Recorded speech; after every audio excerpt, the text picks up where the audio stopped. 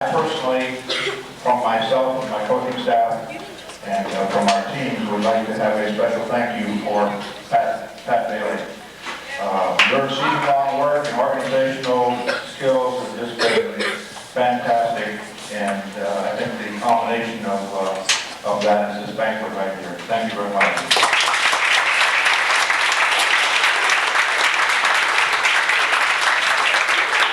And I also know and realize that these things don't happen by one person doing something. It takes a lot of work from a lot of different people. And as I look around here, there's probably no way that I could identify all the people that have put their hands on this and touched this banquet.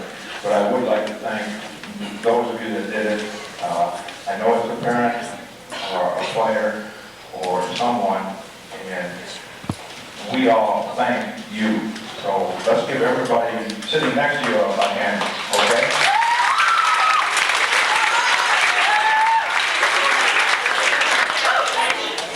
Okay. We have a special presentation for some of the sponsors that helped us do our thing this year. And at this time, I'd like for Dick Concert from Armor Hot Dog to stand up and come forward, please.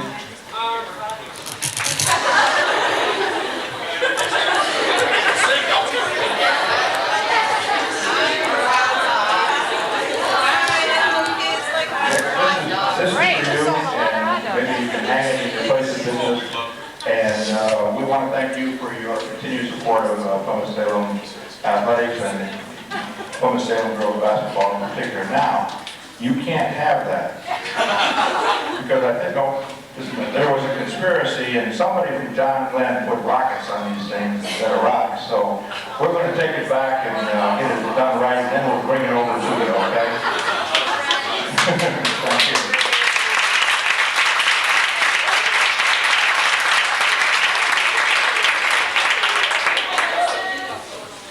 Okay, as we have some other people that are over the years have really helped us out, and although they're not in attendance tonight, I would like to share with you who they are. That's Dave McBride from Minnesota Title did our programs for us. Famous Recipe Chicken has just been real supportive in our concession stand and any of that kind of thing that we need. The Cottage Inn Pizza people have really helped us out with the post-game parties and for the tournament and during the year. Arbor Drugs up on Ann Arbor Road, outstanding, and Grace Scott's down on Ford Road. Those people really have done a wonderful job of helping us, and I know that you're going to continue to patronize those places. Okay, as we get going through this thing now, I think one of the things that it's my pleasure every year at the banquet to do is to thank the special people in my building up here at Salem High School who helped me. You know, everybody says, well, Fred, you do this and you do that, and well, I do but some of those things, but it doesn't happen without the leadership from up on top. And this time I'd like to present Daryl Rostein, our building principal.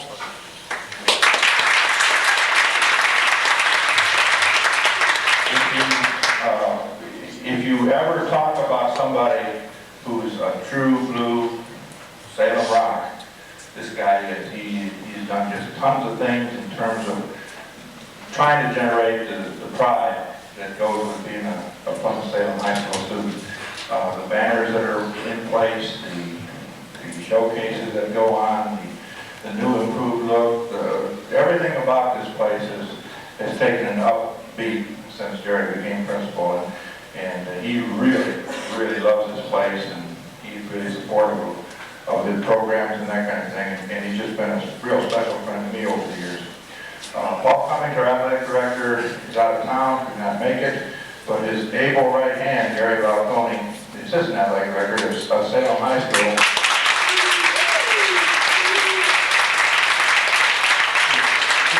Paul's kind of like me. You know, everybody says, well, this, and Paul, you got that. And then Paul says, Gary, here, you do it. Okay, so Gary's a doer in this building, and he is really, since he's taken over the manager job of the coaches here, just done a great job of being supportive, being there for us, and getting done a lot of the little things that nobody knows how they happen or who you see to get it to happen. He's the guy. So if you ever have a problem and you need something fixed, go see him. He'll take care of you. Next guy I'd like to introduce is Dave Edwards, a good friend of ours, been in the coaching profession for a few years. Found out that there was a lot of time involved, but still helps us out. He'll work with individual players when they go to him and ask him. He's a real good technician. He likes the game and he likes watching you guys, and he really helps us and supports us. So Dave, would you stand up and say wow?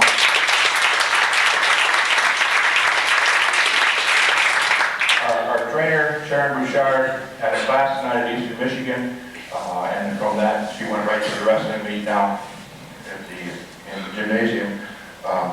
She's covering for Gary because Gary's up here eating. So we'll thank her tomorrow when we see her. And I know the girls really appreciate the things that she's done for them. She's a great trainer. She's got a wonderful grasp of the knowledge and the skills that go with dealing with injuries and helping people get through some tough times. And she's really been supportive of our program in particular and our school in general. Our athletic teams have really done a lot better since she's been on board. WSDP couldn't make it tonight. My mom is way in the back there. And Mom, best thing I can say is I love you.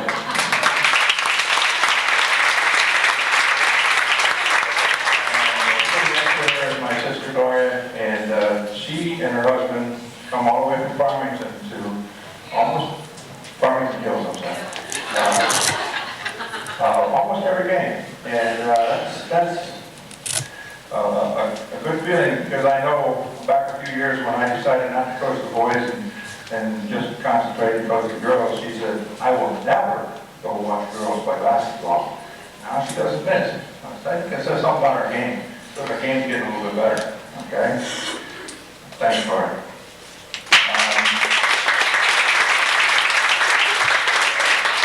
We had two young men that helped us out as we went through the season with doing some books and doing some stats and taking some film and doing that kind of thing. And I'd like for Eric Rudy and Ryan and Giuliani to stand up for us. Okay? Thanks a lot, guys. That's the job that nobody likes to do, and you guys have done a great job with it. Thank you. And then a couple people that have kind of become very special to me.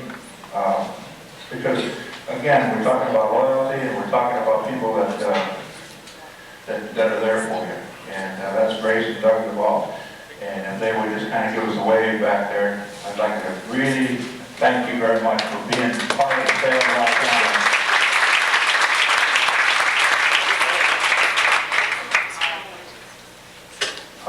As we address the head table up here, I think sitting to Tom Williams' left is his wife Miranda and his two kids, Shelly and Ryan. And we really thank them for letting Tom work with us. And I know he's gone a lot of times away from the family, but I think it's good for both of them because he brings them with, and they're part of our family, and we sure appreciate your involvement in our program. Thanks a lot.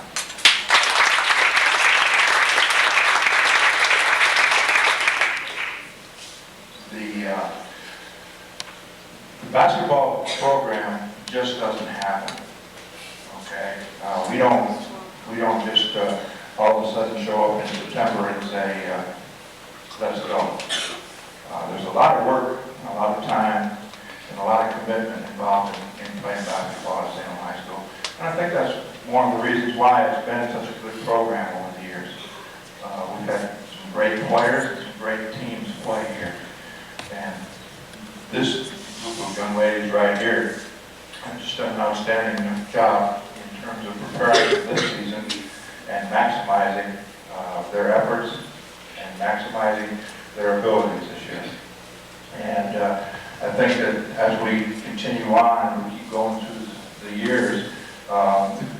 youth is coming back will do an equally good job of doing that because they understand what it takes and how good you have to be and how hard it is to be a successful basketball team. But all of that starts at the freshman level. And we've been blessed over the years to have absolutely the finest freshman coach in the state of Michigan. At this time, I'd like to bring Tom Williams up.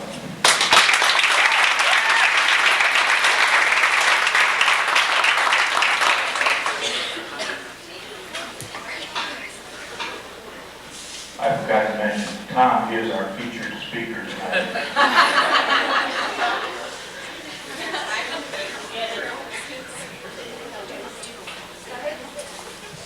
I know some of you got their clocks going. That's the way it goes. And I always try to tell you at the very beginning of my presentation that this is probably the last time for some of you that we will be together as a group. And so it's real important that you do take the time. And I think that's always been my key over the years. But I try to start out my part of this evening by saying what a special night tonight is, in which it has a variety of meanings for all of us in this room tonight. For some, as in the case of our freshmen, you can see that there's a feeling of them being exposed to shiny lights and the glitter, whereby they'll be introduced to you as our pebbles or our youngsters for the very first time. For the JV players, this is a time in which I think there's some sort of uncertainty because I think they now know for the first time what it takes to go ahead and succeed. And yet they're still uncertain as to what the future holds for them, trying to jump to that next varsity level. And yet for our seniors, this is a real tough time, and yet it's a joyous time for them, in which we try to recognize their efforts, and whereby they've represented us very well in the SALEM basketball program, in which tonight really does mark some sort of finality to their playing days. It occurred a while back, but now there is some finality to it. It's difficult for them to pass the torch of success from one group to another. And yet, it's happening tonight. For the coaching staff, tonight is also that special night, and it marks the beginning of our season where we try to now sit down and put all the magical pieces together to get ready for the 1990 season. But despite the various feelings and concerns that we bring to this wonderful occasion, we all completely understand, I think, in this room, the price that needs to be paid in order for our individual players and this entire program to be successful and known throughout the area. An unknown author says it better when he says, using all the strength within you and working 30 hours a day, doing the things that you should and must do, is only part of the price that you must pay. Going when others have quit and never settling for just a slice. Going when others just sit, doing things that aren't always nice. Being sweaty when others are clean, and being lonely when they are gay, are some of the things that they mean by the price that you must pay. But when all those things that you've said and done, and you walk the winner's ramp, here is what you can say to everyone: I paid the price to be the champ. It is no secret for the respect that I have for Bo Schembechler and the integrity that he has really displayed and the effect that it's had upon his colleagues, upon his players, and his program. And as the players leave the locker room each and every day to go onto the practice field or in getting ready for this competition of a game, there's a message in large, bold type letters on that locker room wall that says, "Those who stay will be champions." And in addition to that phrase, there is also a symbolic chain link that's meshed together. And it says there next to it, "You are only as strong as your weakest link." In such words of wisdom are actions that we've strived for at this program. And we've continuously done that as long as Fred and the rest of us have gotten involved and been associated with each and every one of these kids. Many of you in this room this evening perhaps may only look at the word champion as it applies to a divisional or a conference or a district or a regional crown, or perhaps being named to the Western Lakes group or the All-Observerland team. However, that has never been our intention at all. The small personal triumphs of now being able to shoot a free throw effectively, remember to bring the correct uniform to a game after a hectic day at school.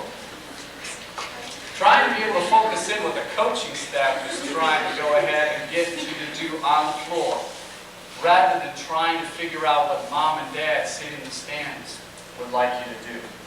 It's now being able to communicate with mom and dad, or even a teammate that you didn't know very well, or even achieving better results in the classroom.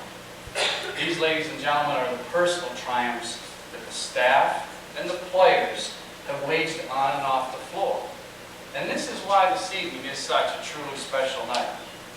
For my freshmen, it seemed like our season began such a long time ago when we sat down to establish our team and personal goals. And yet we never once mentioned a win-loss record.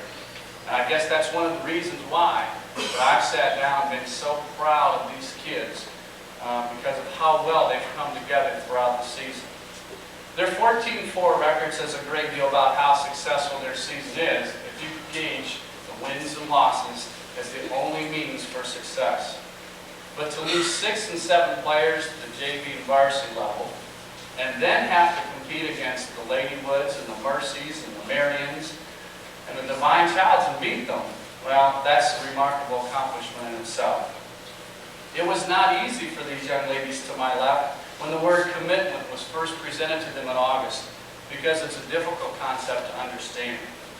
It was not easy when some of these kids have been touted as one of the best players on the middle school team who only have an 8-game season, and yet finally come to the realization that now they're only one of the little fish and now a big pond.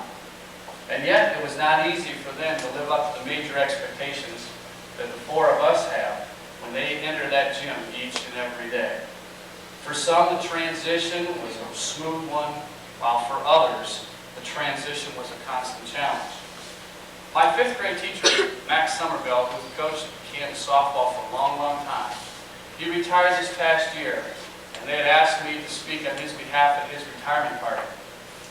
And I can only tell you about how he told me about the fact of facing challenges and being able to go ahead and know what expectations really were. Because 27 years ago, he wrote this little thing on the board, and I wrote it down then, and it's been my motto ever since. And it goes something like this: there is nothing more beautiful than a rainbow, but it takes both rain and sunshine to make a rainbow. If life is to be rounded and many-colored like the rainbow, both joy and sorrow must come to it. Those who have never known anything but prosperity and pleasure become rather hard and shallow.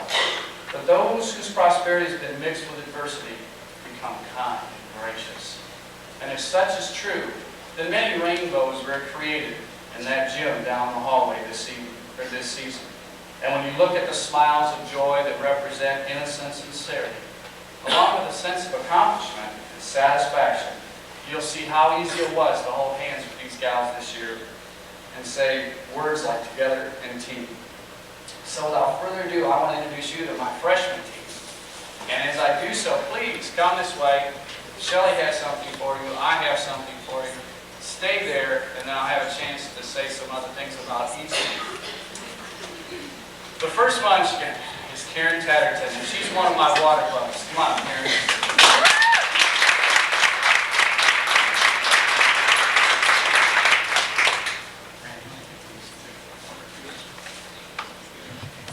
This is one of my water bugs, we call them the Smurfettes, that I don't think has ever allowed her size to make a difference and detract from her success in her game.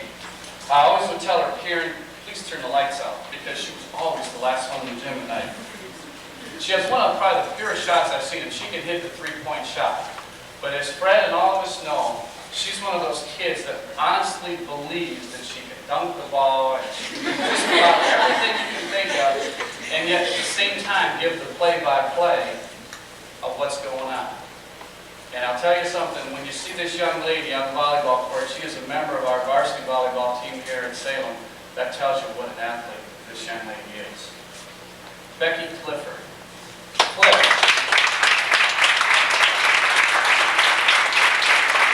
Cliff is one of those youngsters who probably made such great strides in the area of personal triumphs that I've talked about. But her category was one of self-confidence.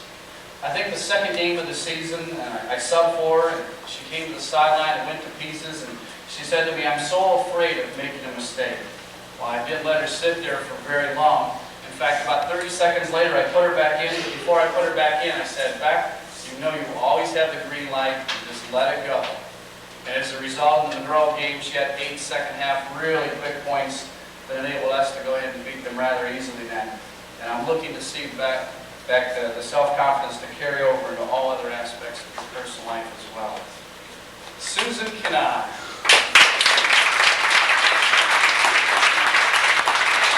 This is the young lady who wanted to know the first week of practice in August about when the cuts were going to be taking place. And yet she was so relieved when I told her that I have never cut anyone as long as Fred has had me in his program. She came to practice every day and got better and better, and finally was able to win a start at the end of the season for us. And her too, self-confidence really came on strong. And never once did she ever complain about playing time.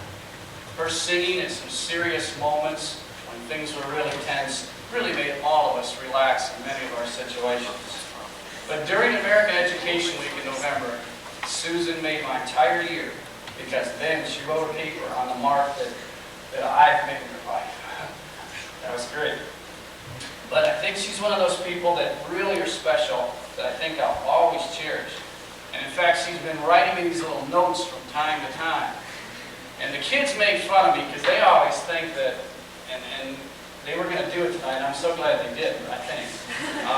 They know that I've become a Shriner in the last couple of years, and every time these kids send something to me, it always has one of the Shriner's fezzes on. And I was really afraid that tonight they were going to have them on. And so, but just in case you didn't, I brought mine with me, and I'll share it with you a little bit later. The next one, the person I want to introduce to you is Tanya Wheeler. We know her as Wheels.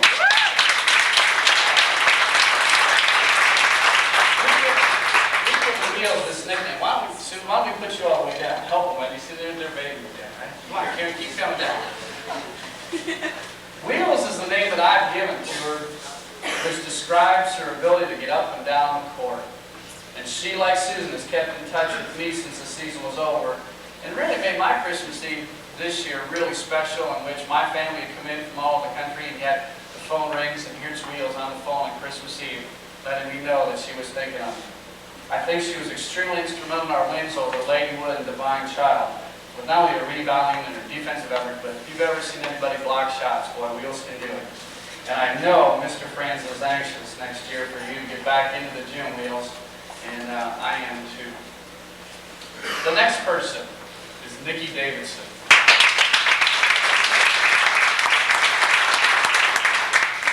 Nikki's one of, I gotta believe, our most improved players this season, not only on the court, but off the court. And that's what makes me feel so good. She's really made some great strides with me at West this year, and was nominated by our principal in the early fall as Student of the Month. And I think she learned how loud Fred's voice and mine can get on the second day of practice. When the words came out of her mouth, "I can." Well, since that time, she's become a dominating force inside for us. And if you've ever seen a crazed woman play on the floor, when we played Mercy the second time, I'm going to tell you, we had no chance really before the ball game. Many people thought they could probably even come close, because that team was 18-1 coming in. And yet, I'm quite sure, Nick, that was one of the things that enabled us to have that emotional upset, as your reference. And I'm quite sure I'm looking forward to seeing you not only in my hallways this year, but in all the years ahead, to continue with those all phases of improvement in life. Shelly Saka. Shelly's got a new role.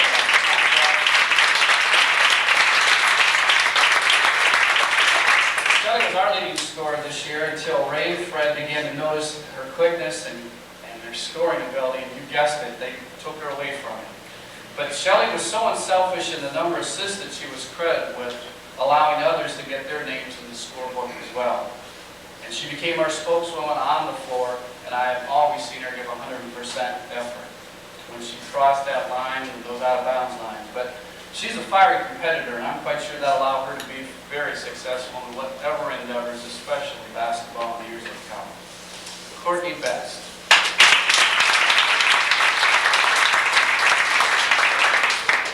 I think if Shelly policeman, and she was our mouthpiece off the court. And I don't think I've ever met, and this is a real honest statement, I've never met anyone more sensitive than this person at times she takes on all the world's bills, and that's good. We seem to hit it off really well when we met each other last spring for the very first time. And what she may lack in height or speed, she really makes up for in her desire and heart. And she was the glue that adhered this group together. And when you look at her and Jenny McKine, I gotta believe that when they work with Ron Krieger every day, and I see Ron smiling when I came into the gym, this is the first time in 5 years Mr. Krieger has smiled at me. I know it's because of Jenny and Corey. So. Carrie Kesselring, Kessel.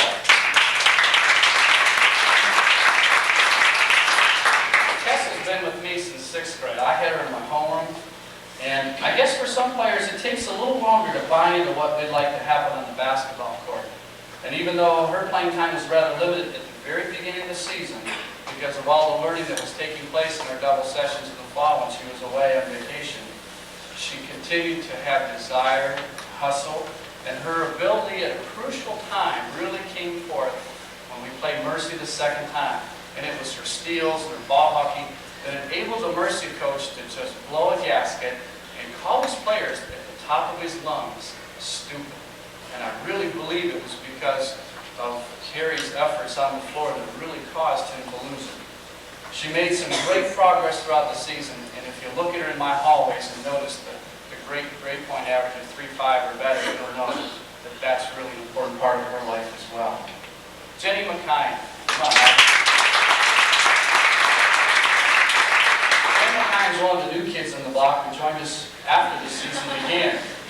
But what this lady lacked, okay, in her knowledge of our offenses and our various defensive calls and our out-of-bounds plays, she more than made up for it in the quality and type of person that she is and has become and known by all of us. Never was her concern about playing that I ever mentioned to me, but rather each day she would say to me, what do I need to work on and how can I get it accomplished? There is a special place in my heart for Jenny, as her sensitivity and empathy for others and her caring attitude really has made me a better person because of knowing her. Leslie Gotts. Leslie also has, a mixed thing. You've seen her at one table and yet being introduced to the other.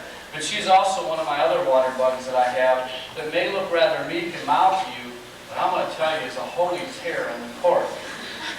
And having Les at West a while back, I watched her become a more complete player where now she looks not only for the open shot, but also for those that are looking for it as well. And she's able to deliver the ball on time.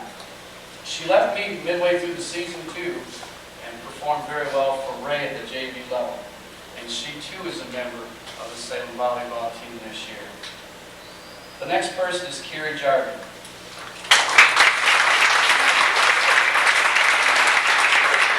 Some kids didn't know her first name was Carrie because I only call her Jar. I've called her that forever. Some kids didn't know until midway through the season what her first name was. But this is one of our new players that we were so very lucky to receive from Our Lady of Good Counsel.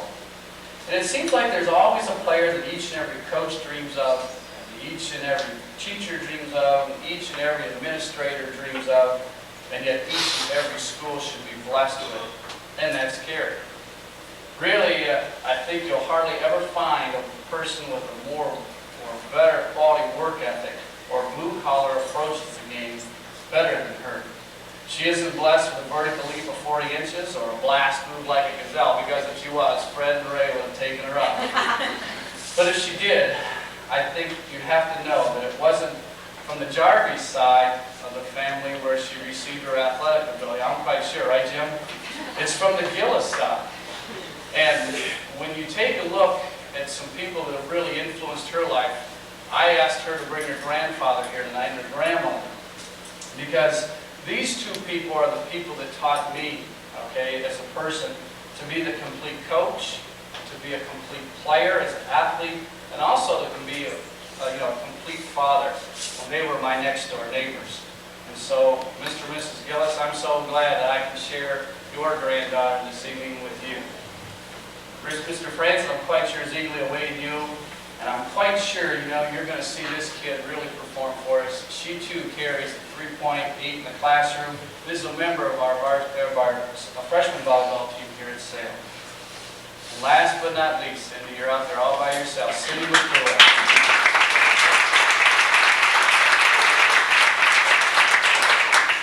She too is a new player from Our Lady of Good Counsel. That was the final piece of my puzzle that had to be put together, because she was that inspirational leader on the court for us. She was not given a lot of playing time at Our Lady of Good Counsel last year, but couldn't complain of that problem with me because I could ill afford to ever take her off the floor. And she seems like she could always sense what I wanted her to do on the floor and what the team needed to do on the floor to excel. She did a great job as our point guard and picked up the scoring deficit created when we lost Shelley, Tanya, and Leslie at a time. She's a great kid, a great student at my building where I'm at. She too carries a 3.8 or better at times, and I know what a wonderful person she is if you got the chance to know her. And I'm quite sure you're going to see her in this too for some time. And the last person, I said it was last, but I got to recognize this because I've been bugging this gal to come with me. She's a member of my church, she's a member of my school, she's a member of Ray's basketball team in West. She's just a quality person. When we needed people this fall, when some of our kids were on vacation to scrimmage against Marion and get killed and some of these other places, Jenny Warner, who is scheduled to come with us next year. We did this with Karamucha last year, right, Mooch? But I got to tell you, this gal's coming our way, and I'm really excited about Jenny Warner. Come on, Jenny.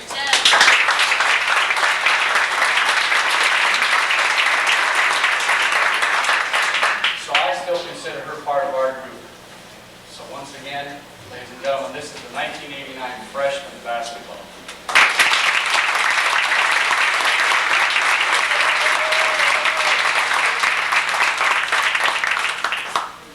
You guys can sit down. If you don't know it, yeah, we'll take care of you. The next order of business that I like to take care of, I like to take care of some of these young ladies here tonight who've been with us for a while, and that's our seniors. Wendy is the only one that's been with us that was designated as Salem player a long time ago that I was lucky enough to get as a freshman. And then the year after, I decided to go ahead and go to the JV, and she went with me. And yeah, we were really lucky in having 3 other gals come along with her. And we were lucky to get Chris from Waterford, Liz from Texas, Trace from Boone. And I was really glad of having them because I had the opportunity to get them for another year. And I think in the past I've made the seniors' final night somewhat special whereby I brought old stories, old memorabilia, and trinkets. But guess what? I'm going to deviate from that this year. I think all these ladies know how much poetry and words of wisdom are such a really integral part of my life. So I went looking, and I looked, and I looked, and I looked, and finally I found something that this poem is appropriate for all 4 of these ladies. And it says, this poem is entitled, A Creed for Every Day and Every Dream. And I'll address each one. This person that wrote, her name is Sandra Haas. And I'll start with you, Liz. Dear Liz, may you find serenity and tranquility in a world that you may not always understand. And may the pain that you have known and the conflict you've experienced give you the strength to walk through life, facing each new situation with courage and optimism. And you will always know that there are those around you, like us tonight, who love you, and understanding will always be there, even when you feel most alone. Liz, smile.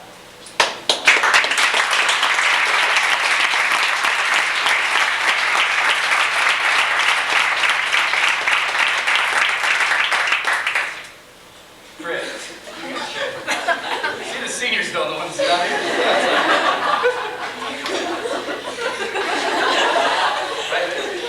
Dear Chris, I have this where I started. It says, may a kind word, a reassuring touch, and a warm smile be yours every day of your life. And may you give these gifts as well as receive them. Remember the sunshine when the storm seems unending. Teach love to those who hate. And let that love embrace you as you go out.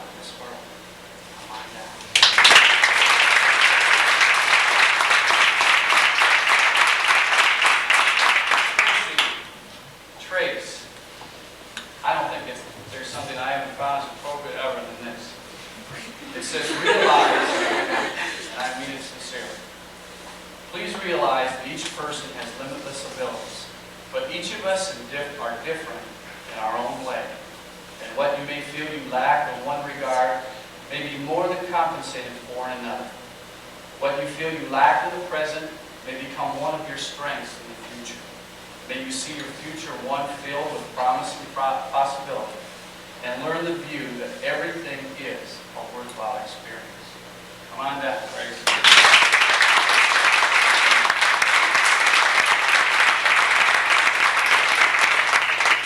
And women.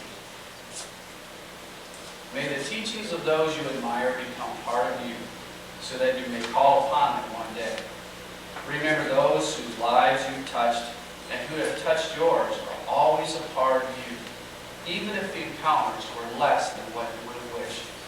It's the content of the encounter that is more important than its form, and you will always feel loved.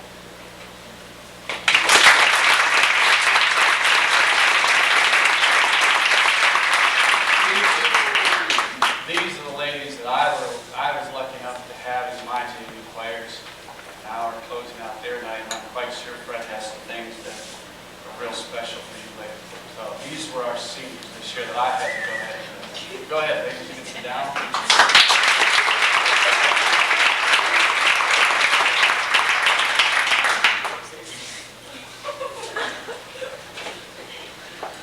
See, you thought these guys thought they were off the hook. They're not. During the season when I was ill for a little while, it was the gentleman up here at the table that really allowed me not to worry about basketball, but really allowed me to worry about my general welfare. And they took over some practices and really were guiding lights during some troubled times. But I had this thing that I found that tells, and I wish Gary was here, because Gary's included this, and I've got a great story in a second about Gary. But I found this little thing from Donna Levine, and she's one that I read a lot. And it talks about special friends, because we are more than just coaching staff. When we travel together in Chicago, or we're in Atlanta, or wherever we go, we're up fishing at Dave's place or whatever. I mean, to go ahead and put a document, spend your whole weekend, right, Eddie? We're more than just friends. These are special friends. But she says a special friend is a rare find. Someone who shares your joy and happiness, and yet someone who cares enough to show you love and kindness. And someone who is a comfort to spend time with, and someone who is honest and thoughtful. A special friend is a wonderful gift, and someone who offers understanding when life is difficult. Someone who smiles enough to brighten any day, and someone who accepts you and is glad that you are you. And someone who forgets that you make a mistake, and is gentle, who is trusting. Gentlemen, you are those special friends to me. Freddie, I told you, I haven't done this in a while, but it's my turn, Fred. And they're not paybacks or anything, because I'll tell you, Fred takes care of my family. Fred is the adopted father of my family. He really is. He remembers my kids every trip he takes. There's always something in the bag when he comes back for my kids. And I have something in my bag for you, Fred. Now, you know how easygoing Fred is. And it was never more evident when we played Ken in the last game. And if you heard him, because I've heard it tape, he never once, not twice, but I'll bet it was a zillion times, that said the referee was wrong. And so, Freddie, I have something that you must carry with you forever. Forever and ever and ever. And ladies that are part of our group next year, every game will sit on the bench with us. We have adopted this person. This is our new hero.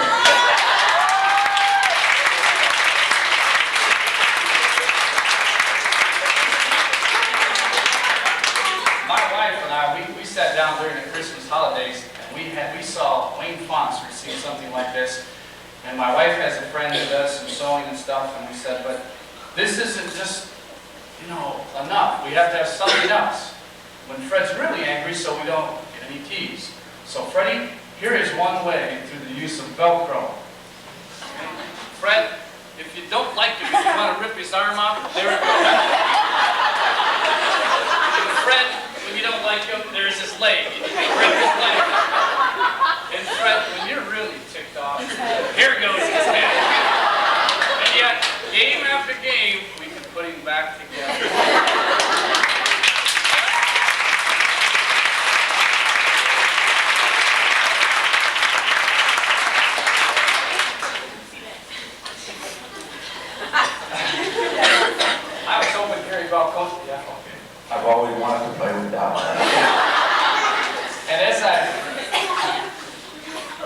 consider Gary part of that group, but you know, Gary took my kids one evening when I was feeling kind of crummy. He took them over to see John Glenn play a football game. My wife met him over there, and Gary took my kids out to dinner. They went to Wendy's and stuff, and Gary is that special. He's been our also adopted dad at home, and always remembers my kids at Christmas, and yet, really, Gary is probably responsible for my son that's going to be passing kindergarten, because Gary taught him so many of these nursery rhymes on the way to John Glenn that night, and Salem had to play each other for this championship.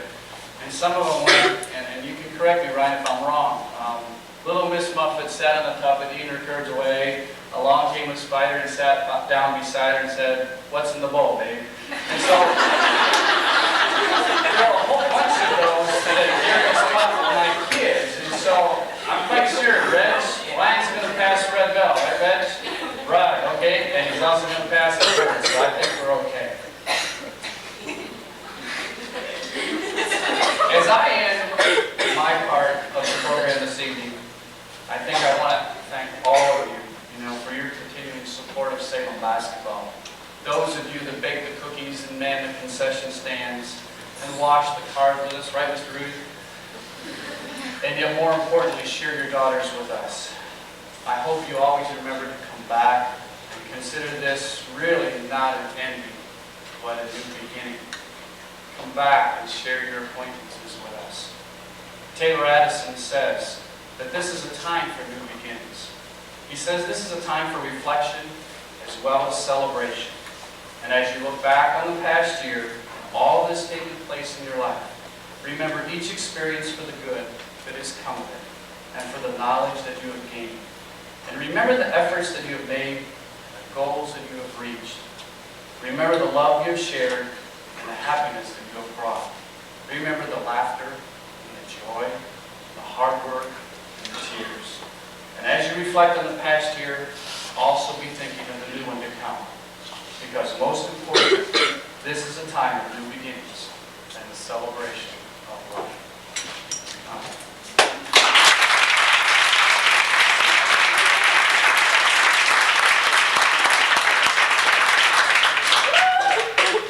Tell you what, I say this every year, and every year it gets harder and harder, but how the heck do you come up behind this guy and try to do something? He's outstanding. Not only is he a great coach, a caring human being, but he puts his time in and he does it the right way. And it's every year. There's no slip shot when Tom's involved.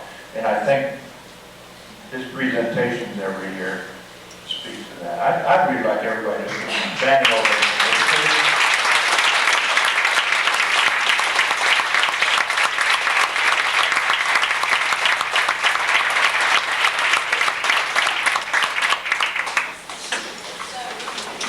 And I am digging this removable head of this referee. Because I think that's cool. Now, for you varsity players, I know you've got your little thing that you want to do with each other, but I thought what we do is we go through the JV program, then I'll turn the mic over to you guys, you can do your thing, and I'll do my thing, and then we'll close the evening, okay?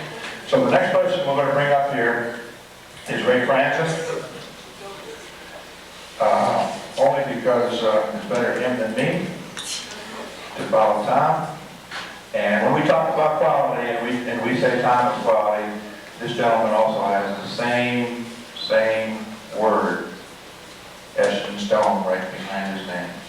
Ray Francis gives, he's good, he's getting better, he's a little scary, he's getting better, and I really enjoy working with him.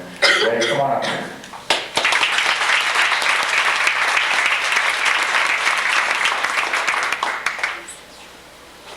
Shortened Tom down. That was even after we had taken the last 4 pages and the first 5 pages off of this evening's presentation. I think we should have let the varsity go. I don't like following this guy either. However, I only have about 13 or 14 items that I want to bring up to you this evening and mentioning the JVT. 2 of those items I'd like to start with. Tom gave me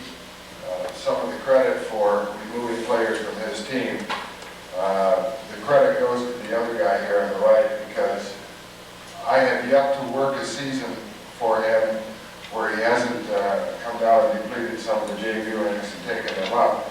And he's done it again this year. The first two ladies I would like to introduce helped us tremendously in our season, but are not sitting at the JV table. And I'm going to receive a JV award, but they're also going to get a presentation from Fred later as well.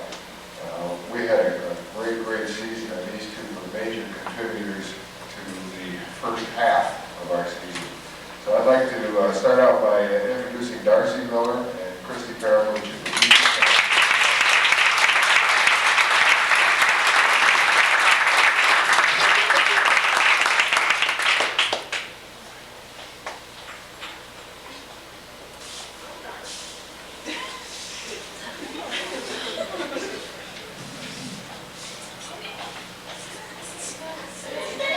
No, they can go ahead. We're going to be up there later. But I did want to give them a special recognition. We were 18-2 this year, and we started out up in Traverse City with a special tournament up there for all of us. The JV team came away with the championship of that tip-off classic, the first one there, and we came down with a little plaque.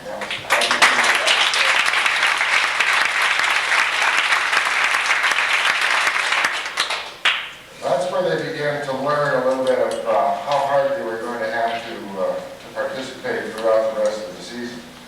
The first game up there was rather surprisingly easy victory for us. And we came into the second game thinking, okay, we got to work hard, but boy, that was fun the night before. And we found ourselves down about 10 or 12 nothing in the first quarter. It looked like we weren't even going to score in the first quarter. But the kind of boys they started to pull together started in that particular game. They continued to come out and work hard. They didn't feel like they had to do it all at once. They didn't feel like any one person had to do it all at once. And they began to understand what it meant to pull together as a team. And we did win that. We did have commanding control by the time we got into that third quarter. And we just kept it. They made another run at us, and people began contributing more and more and learning more and more about taking care of the ball. There were two other, I think, the other significant games for us as well. The first Canton game was a very exciting game for us, even if we tried to score a point or two for Canton. You didn't have to raise your hand.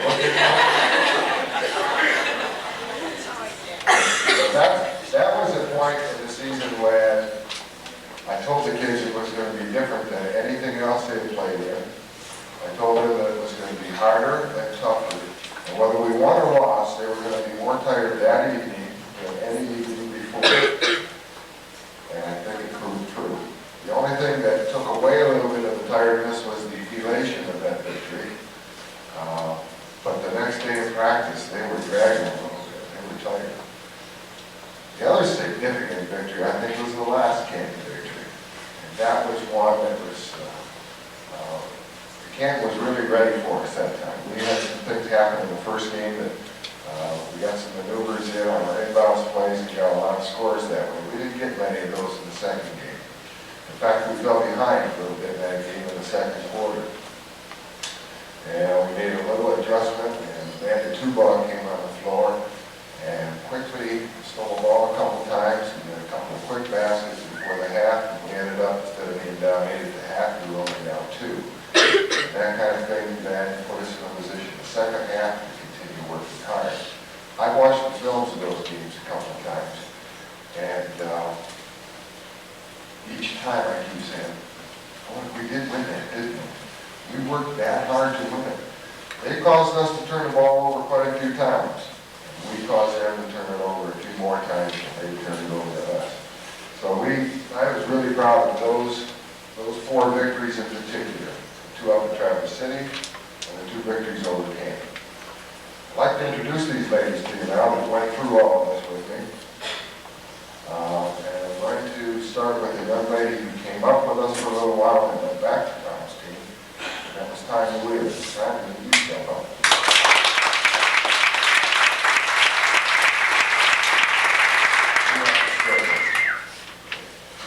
That's it. You have to stay. You can't get away. You're going to be part of this.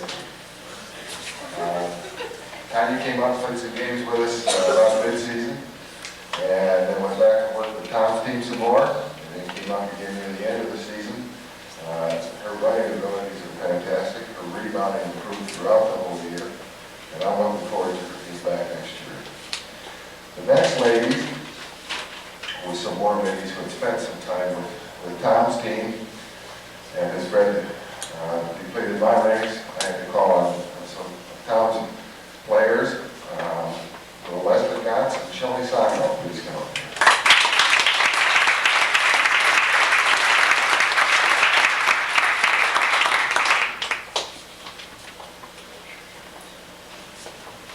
These two ladies made the transition up to the JV level in fine fashion. Shelley had helped us tremendously with some of her defensive play. Leslie came out real strong with some ball handling at the end of the season.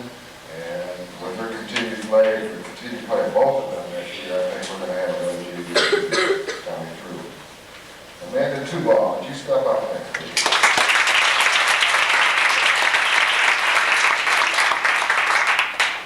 I mentioned Amanda in regards to the second Canton game. I'm now going to mention Amanda in regards to the first Canton game. The first Canton game was where she found out how tough it was playing out there. And I got her out there in the second quarter, near the end of the second quarter, and she was getting tired, and she was getting tired. And she gave up a basket near the end, and I looked at her, we had a few words. She was moved. It wasn't because she wanted to give up a basket, she was really tired. But the important part of that story is the way she came back for the rest of the season, and the way she came back in the second Canton game. She took what I had to say to her, she thought it over, and she put it into operation. She came back and practiced harder. She came back and played harder, and she gave it more and more effort. And that's going to continue, I think, for us next season as well. You did a great job on that. Go ahead, Jerry. I want to bring out the trio this time because you'll see where some of the reasons for our success other than these ladies came from. I'm going to ask Chris Griffiths, Martha Bold, and Cindy Platter to come up.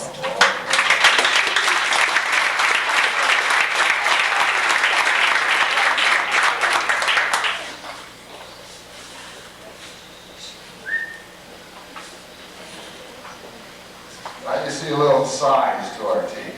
And you saw Martha Bold a little while ago. Darcy Bowl. Bowl's in already. One of the things we've been able to do real well, partly from this group and a couple ladies coming up yet, is to find some people inside who can score the ball. And these three ladies, along with Darcy, did a great job of that for us. There was even a time when we were only able to use two of them in one of the games. And Martha and Chris did a tremendous job for us in the Northville game, having to rebound, having to fight off a pretty tough Northville team, and having to stay out of foul trouble, and not being able to get much rest on the bench, because whenever we went to a smaller lineup, or what they found lineup, they'd make a run on us, and we need to get some more rebounding in there, and they had to stay on the court. The growth of these three ladies through our season is one of the things that helped us finish out with such a fine season as well. Thank you very much for your inside work, ladies. Let's give those ladies a break.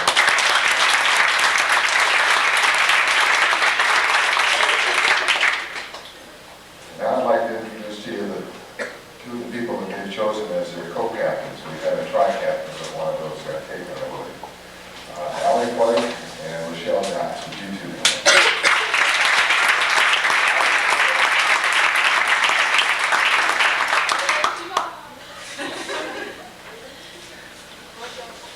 The leadership displayed by these two and the willingness of the others to follow them was a key factor in putting our team together this year.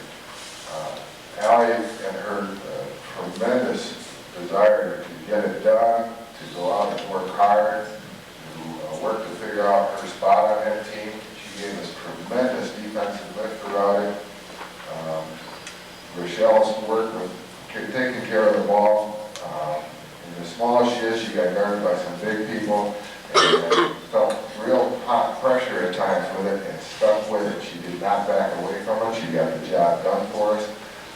The tremendous effort by all of these ladies what allowed us to have an 18-2 season. That's a pretty fine JV season. I'd like to present the 1989 JV team from Banquet.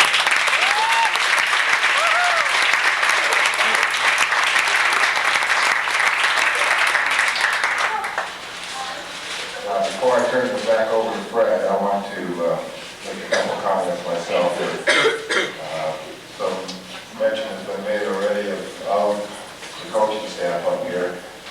And I hope we're not sounding like we're just patting everybody else's back, but it is indeed a pleasure to work with these guys. My wife was not able to make it this evening. She's out of town at a conference. And Emily Giuliani is on me because she's wondering, who's this mystery lady? Is he really married? My wife does not show up to a lot of days. I do thank her a lot for giving me the opportunity to go ahead and do this. We've worked on that within our marriage and our situation to do that. But the other people that make it real comfortable to come and be a part of this, and real comfortable to come and get involved in it, and real comfortable to want to put more time into it, are guys like Tom, Fred, and Dave over there. And that, when you got people like Gary Dalcone over there, who has the gym lined up for you, Ostein, who sees that floor taken care of. Those are some real big things, and it's continued to be a pleasure to be a part of this coaching staff and this high school. And I just want to acknowledge that and say thank you to you guys.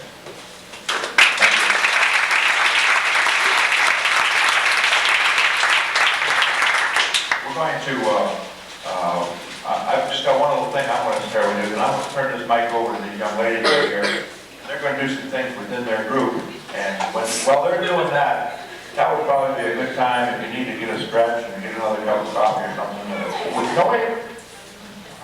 You guys just talk loud like you always do. And you'll be taken care of. But there is one thing that I want to share with you about our basketball team and about our program and the challenges that these young ladies have undertaken.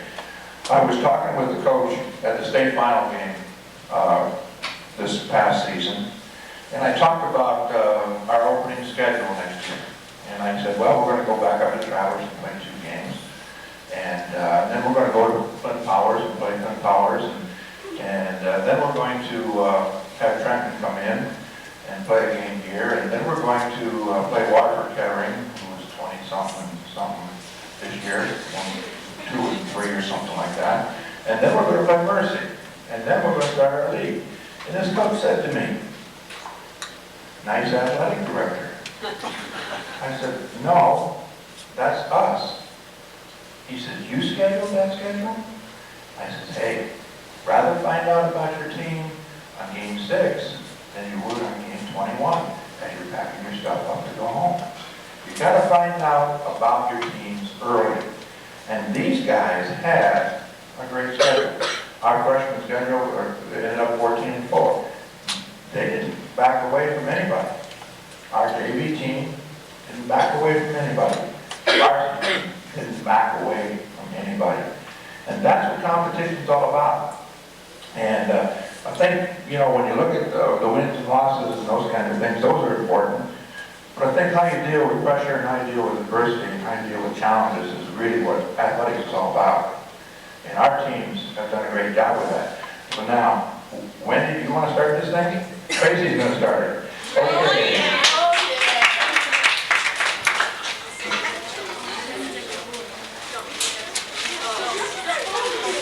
Here you go, Tracy.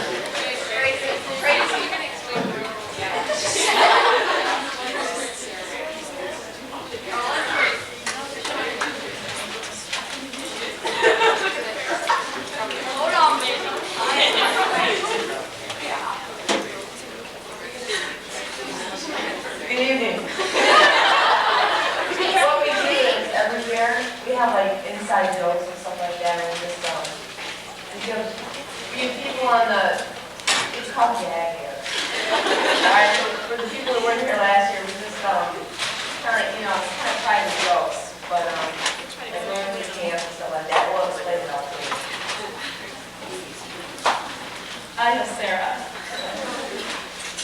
First of all, Sarah has a fear of certain things.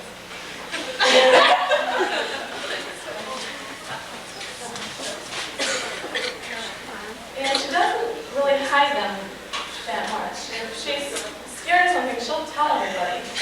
And there's one thing that I wasn't there, but I've heard about it. She went to All-State camp and she came running out of her room screaming that there was this thing in her room. She wanted Kelly to come get it.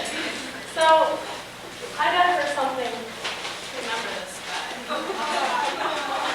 Her own pet spider. It even moves. So she can, I can't get it. It squeaks.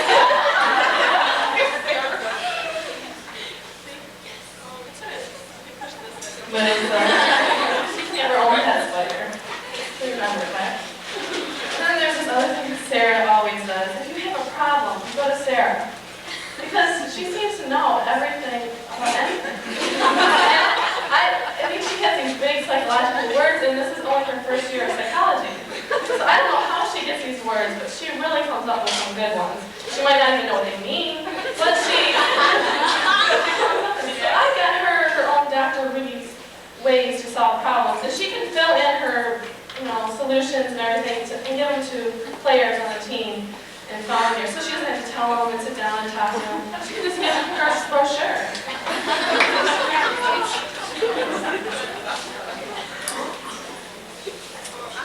Last year, well, Sarah always is known for liking guys, which all of us do, but never have too many posters of guys. And I thought, well, let's make it a tradition. We'll give her one every year. So I got her. Jake.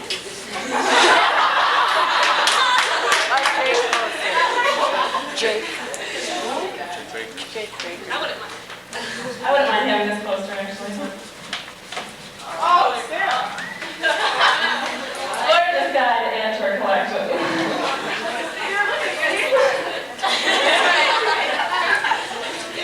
It even has a calendar. It has a calendar on it, so you can say, well, I got it in the calendar. And then there's this one thing which I know she's gonna hate me for this one. She has this self-conscious thing. She thinks that she doesn't have a big enough chest.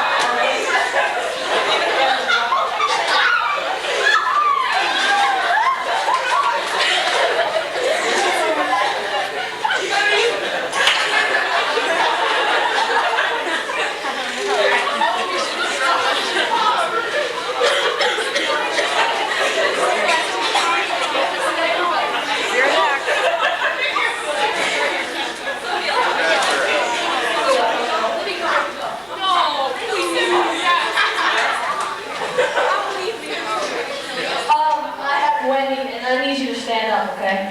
Stand up. Thank you. Alright, Wendy developed this little nickname throughout the season. It was developed by my mother. And she was called Captain Wiener. So I decided to make this little outfit for her, so she can always remember this.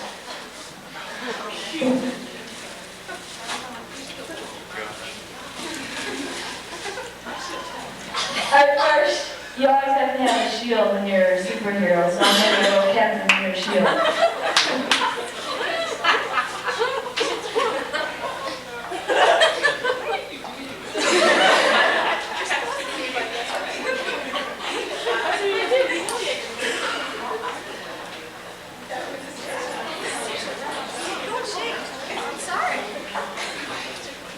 And of course, she's a cake. Your letter fell off. Hold on.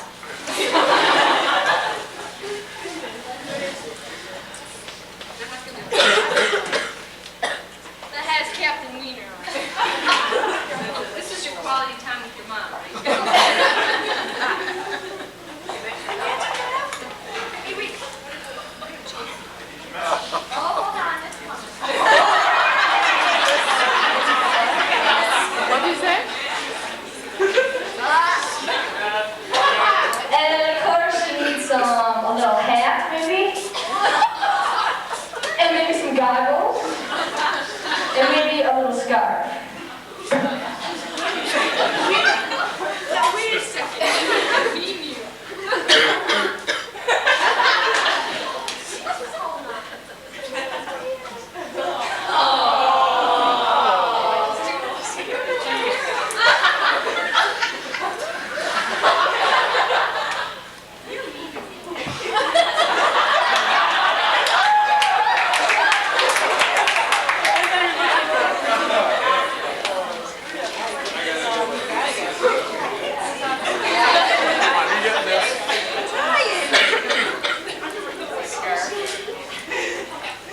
There we go. I got Captain Wiener.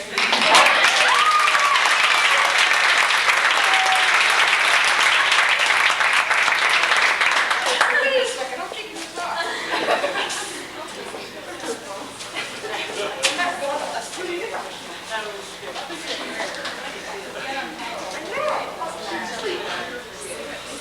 You're funny, Beth. You wait. If I was here another year, you'd be in trouble. Oh, I'm scared. New power now. I know. I can't get the chair. Just try to dissolve them up. I swear it's not.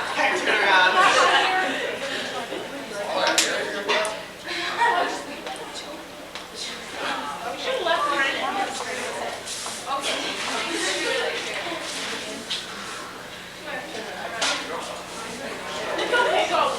Okay, now mine was hard. I had Chris. She's been out of years, all you guys know. Well, I've been with you for 4 years. So I know you quite well, Chris. Better than you think I do. Okay, first of all, to start off with Sam, Chris always complained because it was too hot. She'd bring fans and everything, but we never could use them because she had the clothes hanging on it. Okay, and I won't mention what type of clothes. But I bought her her own robe so she can hang it in college, so she can dry it. Well, at home. Okay, this one, Chris, you have to cooperate with. And Fred, I was going to get you one too, but I didn't think of it. Now, I know how you two like Michigan State, okay? And I'm a Wolverine fan. Well, I got Chris her own little pin. Now, the object to this is you have to wear it on your coat year-round, okay? You can't take it off, even if you go to a state game. Then, she's been on crutches for a long time. Well, I decided to keep the tradition up. And I made her her own little crutches, so she can take with her. And the last one, and I get accused of this too, and Fred helped me come up with the idea. But I wasn't going to get as bad. I wasn't going to get as bad as Tracy did to Sarah. But whenever Chris and I used to shoot a ball, we got this nickname from Fred. We used to get called Bubble Butt. And I think I did a good job of outgrowing it, you know. But since Chris hasn't had that much time of playing, I got her her own little, it says Mrs. Bubble Butt, but it still serves the same purpose.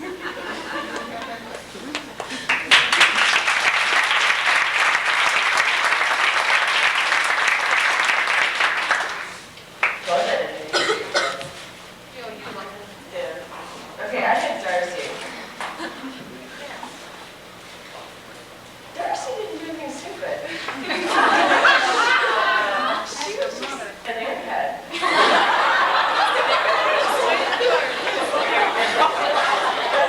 Okay, she's the tallest person on our team. Okay. And her nickname was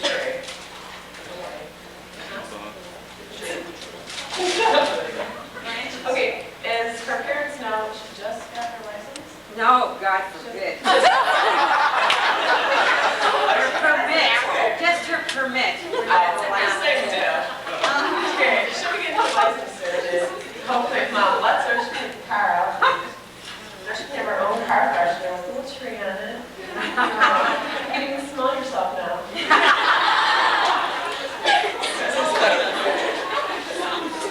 Give her a new car.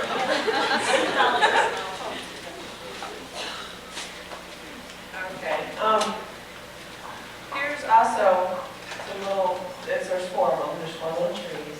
They look real life. And it's actually real life. And she can just put them all over in her room.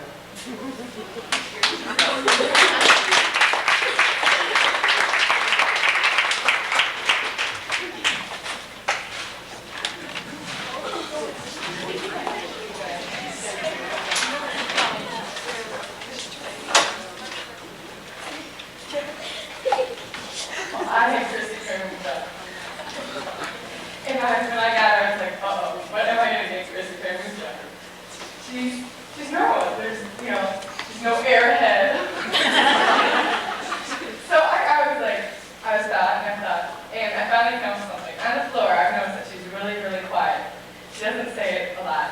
So to make everyone hear, I got this megaphone from Mrs. Laconi, and I thought this would be perfect for Christy. So all you do is open it, and whenever you want to say something, you got to use it. And just today, she always tries to fix her hair. She's always complaining about her hair. Just today at the table, she was complaining about her hair. So she always wears her hair up in a ponytail when I see her. So I got her more ponytail holders because Emily told me she always uses the same ponytail holder. So I got you many of them. And I've seen her a couple times with ribbons in her hair. Now, little kids wear ribbons in their hair.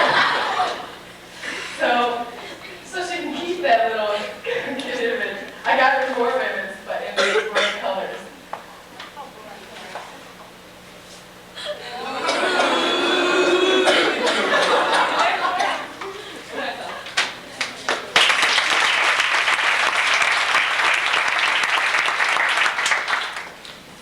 All right, I had Betsy Baxter. All right. Well, Betsy always had certain times when she let these little noises out. Sometimes they weren't that little, but.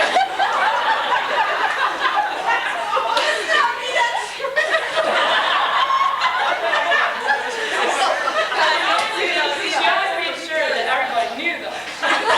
She was telling everybody about them. And so I got her two things. Randy.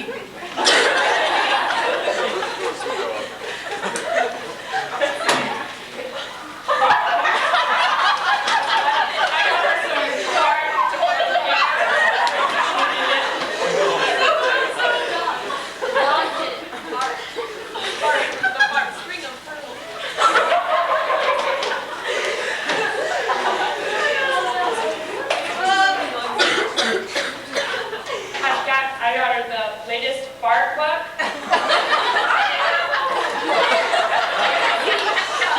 I'll let Betsy tell you that.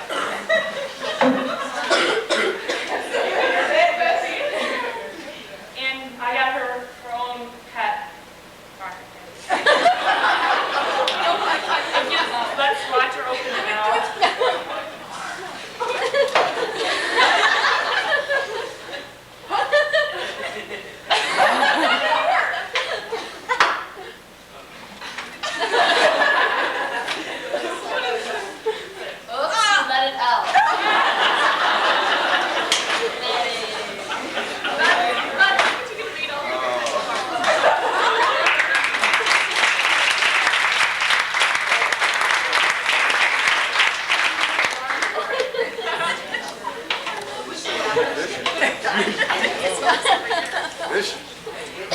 Yeah, I have crazy.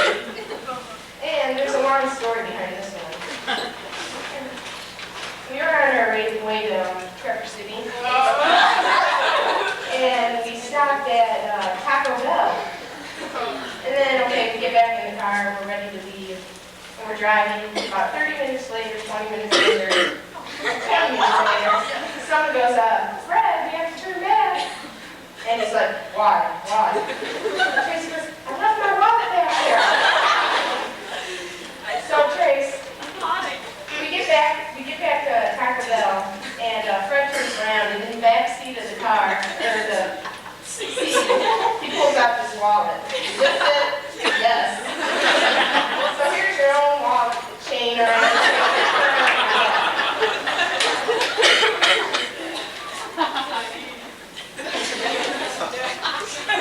And we're also on the road. Tracy has a problem with special toilet paper. She gets this little rash on her hind feet all the time. So Trace, for you to take the Western, I got you your Northern toilet paper. Last, I have this thing with Trace about how she laughs. She just, it's odd. So, I want you to play this over and over again so you can get the right laugh.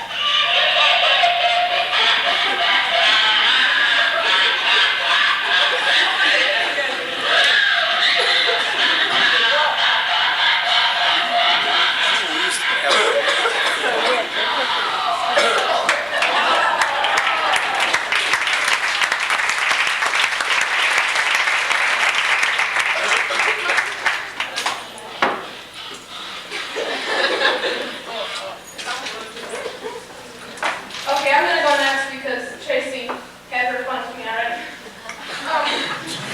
Okay, I had Yolanda. Okay. And there were a couple things that I thought of for Yo. Okay. Yolanda, well, first of all, it started in the summer. We left her behind on the way going to a camp. And she comes to camp a day late and she goes, Fred, you forgot me. And really, Yolanda just forgot to meet us up there up here at the raft. So it continued through the season, and one day she slept through our Sunday practice. She forgot that it was at 5 o'clock. So, Yo, I've got you, well, I made you actually, it's my artistic work. A clock made of a rock, and it has 5 o'clock on it, so you remember when our Sunday practices are, okay? Okay, the next thing, Yolanda is the quickest person on our team, okay? Her feet are a little too quick for her. She can't put the ball on the floor quick enough to catch up to her feet. Okay? She takes 10 steps before she figures out she has to put the ball on the ground, okay? And the refs always seem to catch this in the games. And Yolanda, I think that in order to solve this problem,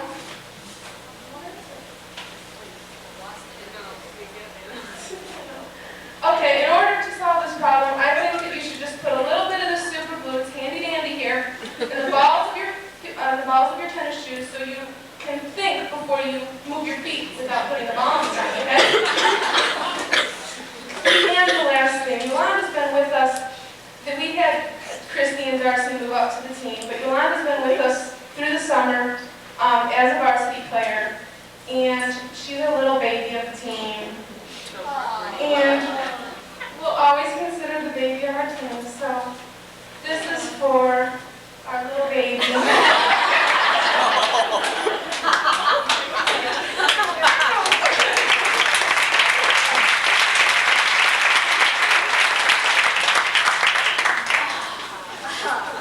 Okay, now I had Kelly. Now Kelly, just because she was small, I consider Kelly a baby. And you didn't know that I was boo-boo. And Kelly, when the baby made boo-boo, they did it in their pampers.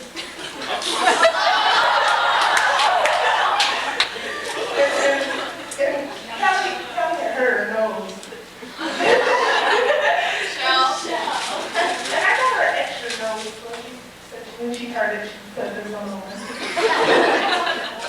Now, Kelly, you will never have to worry about losing your comb for your hair.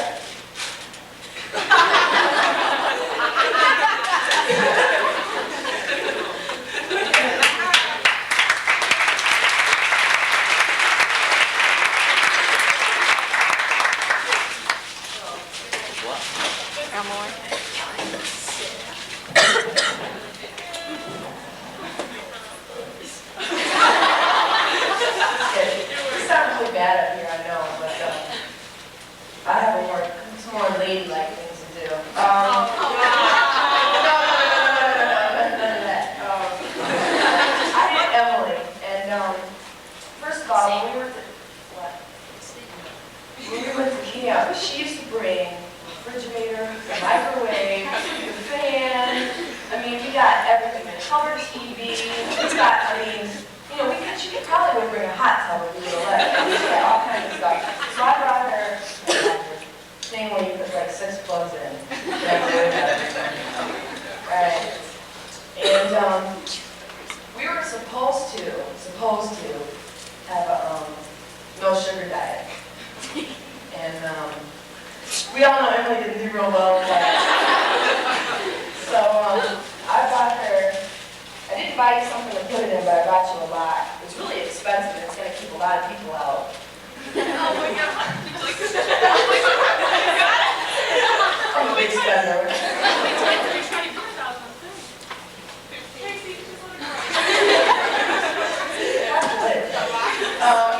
Okay, and one other thing, Emily, I know that you look up to me.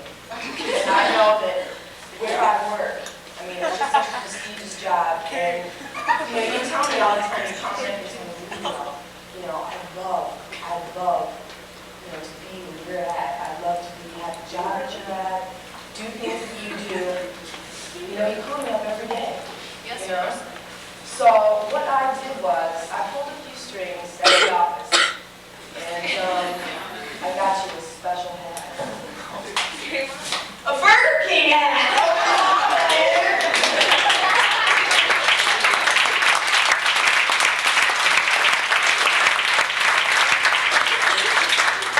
I have to go get my present. Hold on. Let's sing. Wait, sing. Oh, memory, like the noise in my mind. These waters,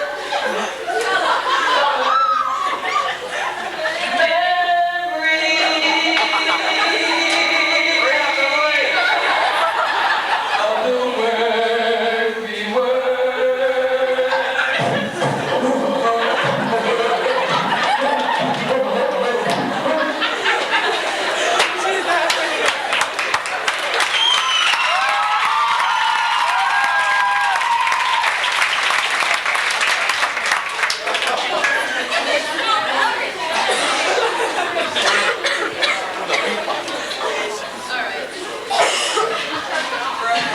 Alright, last but not least, I had my idol, Lydia. And as you all know, in the beginning of the season, Lydia had purchased a beautiful used yellow loaf of many colors. It's I paid for it. Alright. Anyway, due to this bright yellow, it kind of distracted her vision. She kind of crashed it into another car.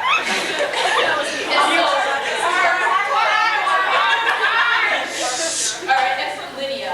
I made her car. And I call it the banana boat. Oh, I lost it. Well, that's like your car.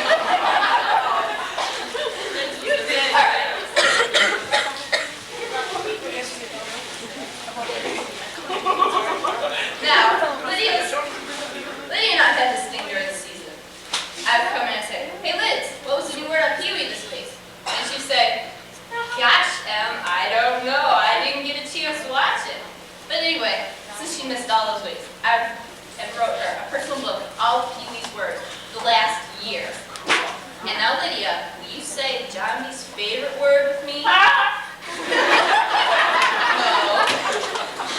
Ready?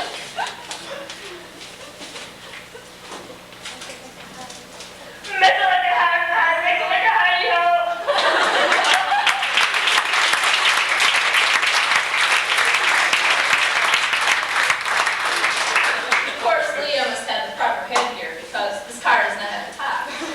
So I got her this nifty Pistons hat. Wherever her nifty clothes. All right. You want it? And then Lydia had this thing about my dog. I mean, every time she came over, she'd play with it, and she'd try to take it away from the family. So when she goes off to college, I've gotten her her personal picture of Alfie. Now you gotta get your brother. First, when you go off to college, you have to have a picture of me to remember me and all these wonderful gifts I've given you. And of course, your favorite person and mine, my mom.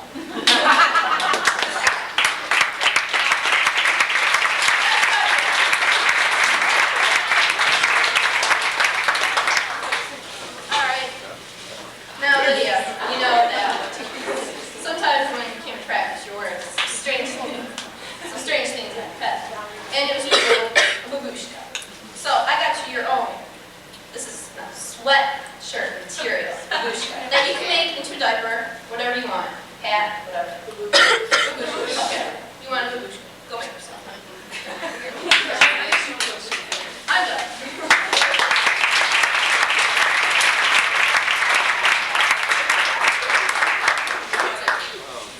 As you can tell, we have no dull moments in our gymnasium and other places.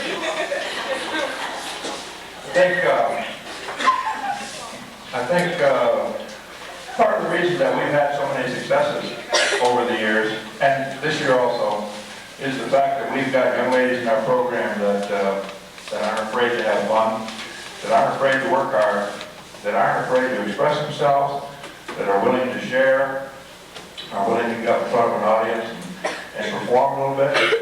And I think that's what it's all about. I think it's really a tribute to the young people in our program that they can do those kinds of things. I remember back, I think many of you out there can remember back when you were in high school and someone asked you to get up in front of a group of people. No way.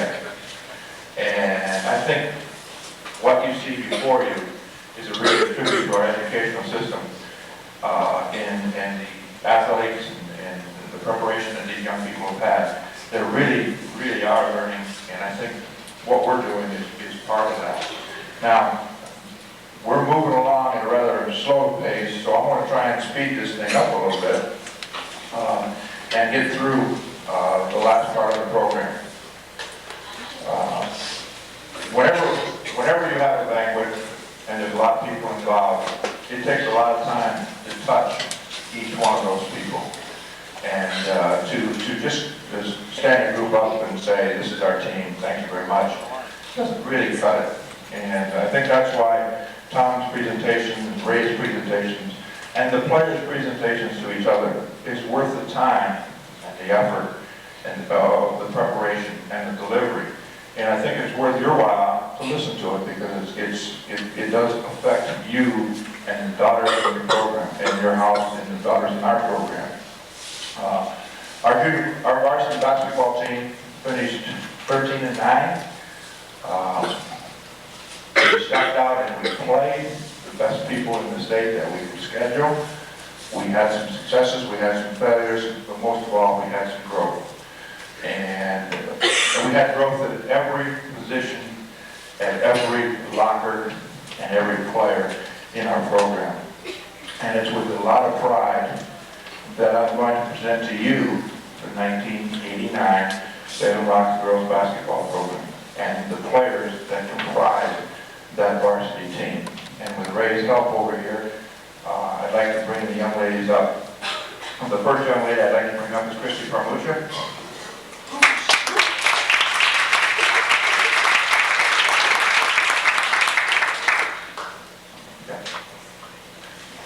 Chris is a ninth grader. She stepped into our program mid-year, contributed. She can handle basketball, she can shoot a little bit, she plays good defense, she sees the court, and she's going to be a good player in our program, Christy Parker.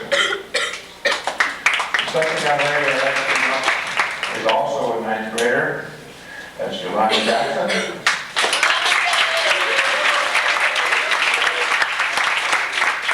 She started with us early, and she stayed with us and hung tough. And the thing that's best about Yolanda is the longer she plays, the better she got.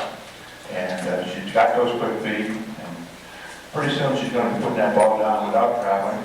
She plays good defense, she can rebound the basketball, and I think she's going to have a fine future out there. All right, the third person I'd like to bring up is a 10th grader, that's Darcy Miller.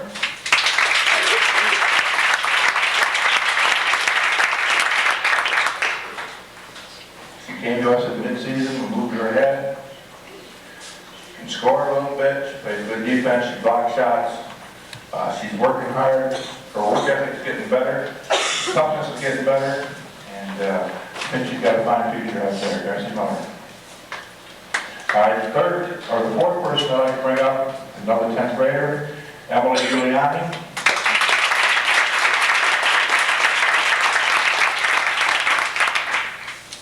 She earned some starting time, played hard, she rebounded the basketball, left hand's going to get a little bit better, a little more work, and we're really looking forward to spending some time working on that. Nice job this year, Em. The next player, Kelly Austin.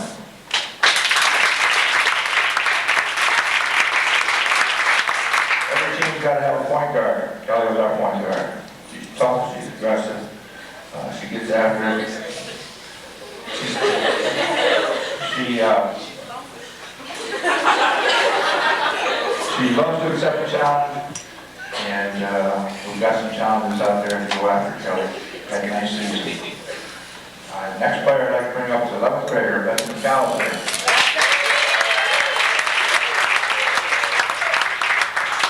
Now everybody knows there's this kid back there, right? Betsy can shoot it. She got that three-point range. She did a nice job at the end of the season of getting back into the rotation and the lineup. We're looking forward to her continued success and improvement as a basketball player in our SALEM program. Another 11th grader, Sarah Rudy.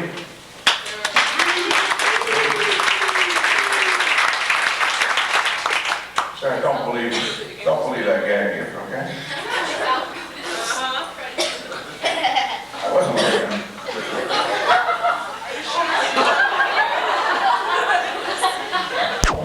Final four, a nice way to say it.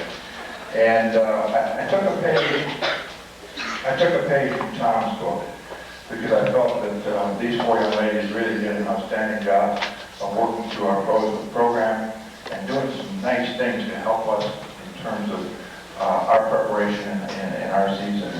And I wanted to do something just a little bit special for each one of those. And as I was looking through a motivational book that I picked up not over a year or so ago, I came across a passage, and I have one for each one of them. And I think they're apropos, and I think they're fitting, and I think that you need to go. Live your life. Live your life each day as you would climb a mountain. An occasional glance toward the summit keeps the goal in mind, but many beautiful scenes are to be observed from each new vantage point. Climb slowly, steadily, enjoying each passing moment, and the view from the summit will serve as a fitting climax for the journey. Live your life.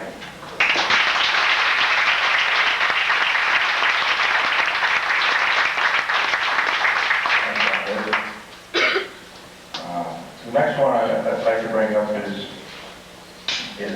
Tracy Shook. And it goes something like this. There's no thrill in easy sailing. When the skies are clear and blue, there's no joy in merely doing things which anyone can do.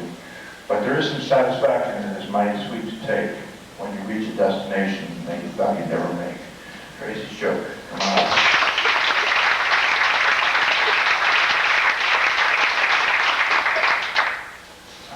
The next one is Chris Simpson, and it goes something like this. Did is a word of achievement. Won't is a word of retreat. Might is a word of bereavement. Can't is a word of defeat. Ought is a word of duty. Try is a word each hour. Will is a word of beauty. Can is a word of power. Come on up.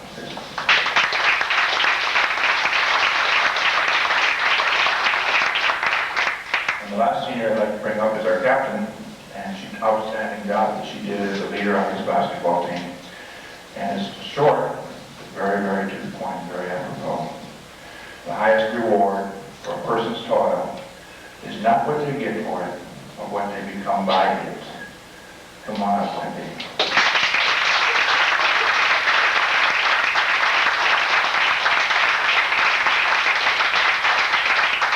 This basketball team played a great schedule. They improved, they learned, they competed, they challenged. They never, ever backed off a game. They had some successes, they had some failures. We've always said to our players, failure is part of life. If you can't fail, you can never grow. This team has much growth, and we're really, really proud of the 1989 SALEM basketball team.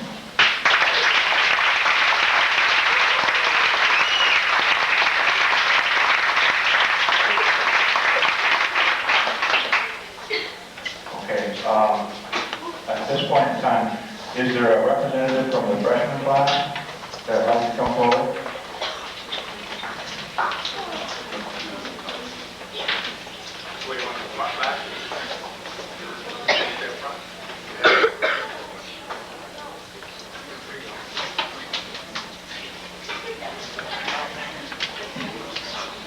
Good evening. First of all, I'd like to say thank you to Mr. Foreman, Mr. Franzen, and a special thanks to Mr. Williams for the great season. Mr. Williams has taught us a lot about basketball and about life too. In appreciation, we would like to give you this present and say thanks for the successful season.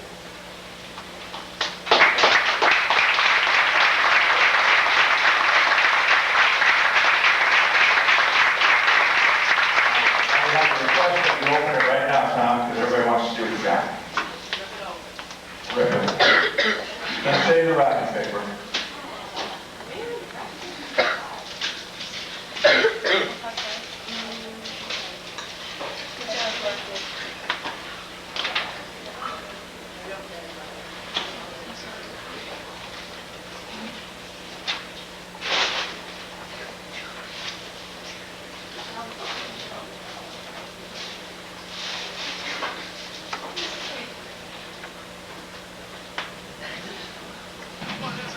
Really nice clap. Thank you, ladies and boys. I don't know my den tonight as soon as I get home.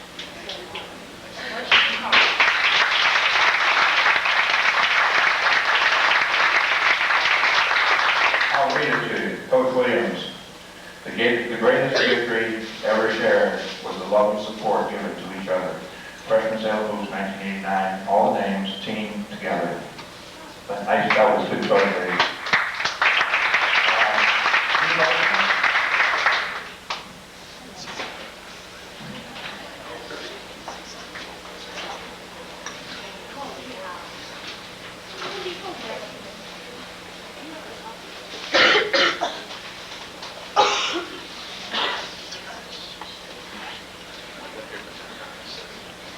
Once more, here we are at the Salem Girls Basketball Banquet, and again this year, our magic number was 8. As a freshman team, we only numbered 8 players, and now as JV, we had 8, 4 returning and 4 new. We were a patient group of players, so we really hung together well. With this team, we started out a great year at the Traverse City Tournament, which led into our successful season of having an 18-2 record. We kept a steady record through the whole season, although we had a few minor complications. For one thing, our roster changed mid-season quite a few times. Players went up and players went down.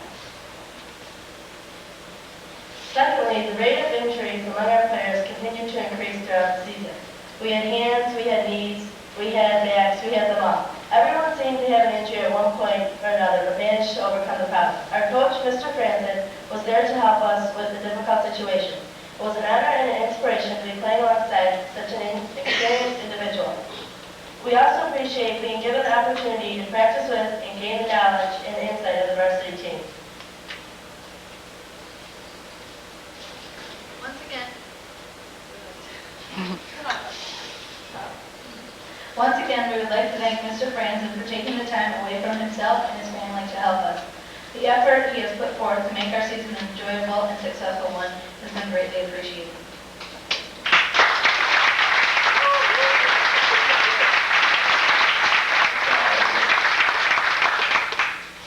You gotta open it now. I got strict instructions from the back of the room. I got him a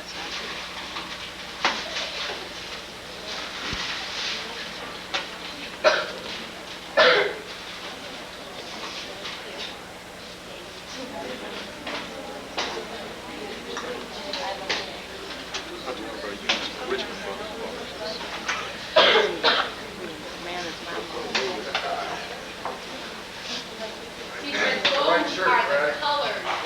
Right shirt, Fred. Looks good, but you gotta wear it in however you can wear it.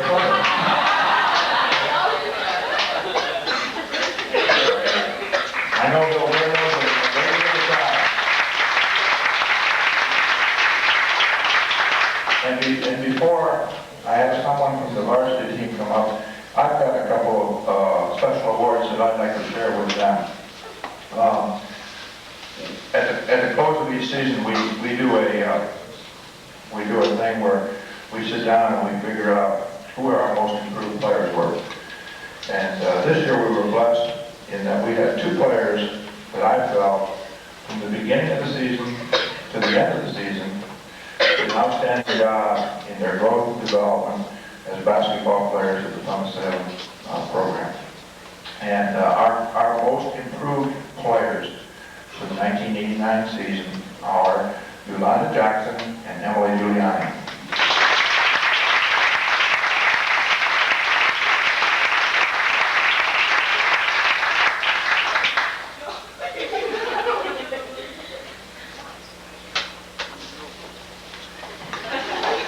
That was the next part that we've always had taken a great deal of pride with, and has become an award that's my favorite award because it always goes to the player that gives us the greatest amount of leadership, the greatest amount of inspiration, the greatest amount of direction, and the greatest amount of herself.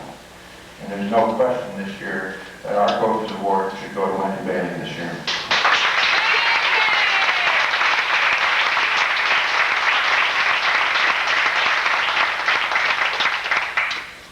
And with each team, there has to be a most valuable player. And it doesn't really mean that they're the best player. It just means that they're the most valuable player to our basketball team. And we had two players we felt that filled the bill very nicely this year. And that was our point guard, Kelly Austin, and our scoring guard, Sarah Rudy.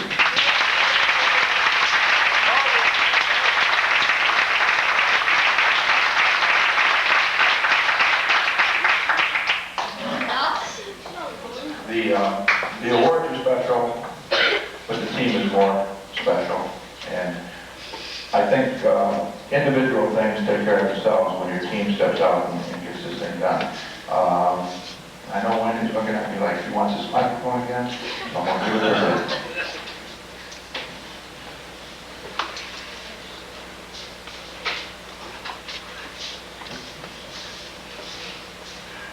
Here we are at the end of another season. A good season, if I must say. We accomplished more than some thought we would. Bringing home, or having the chance to play for the district and conference championship and bringing home another division title. We'd like to thank you, the devoted and faithful fans, for all your encouragement and support. We'd like to thank Sharon, even though she could not be with us tonight, for putting up with us in our injuries. We realize it wasn't easy. We'd also like to thank SALEM coaches. Mr. Williams has been here when we needed him, with help understanding some of Fred's weird ways. But most of all, he has taken the time not to only be our coach in the past years, but be an unforgettable friend. Mr. Franzen, I know from firsthand experience, we as post players would like to give you special thanks for making us tough. We'll never forget the dummy and the bruises that go along with that position. But as the saying goes, it's all for one and one for all. We feel we're even. We helped you through a memorable experience of being 40 feet in the air at Pretty Lake Adventure Center. And Fred, you sure know how to make a season unforgettable.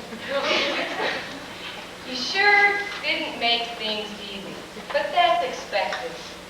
You are the most unpredictable person I've ever seen, and you could never figure him out.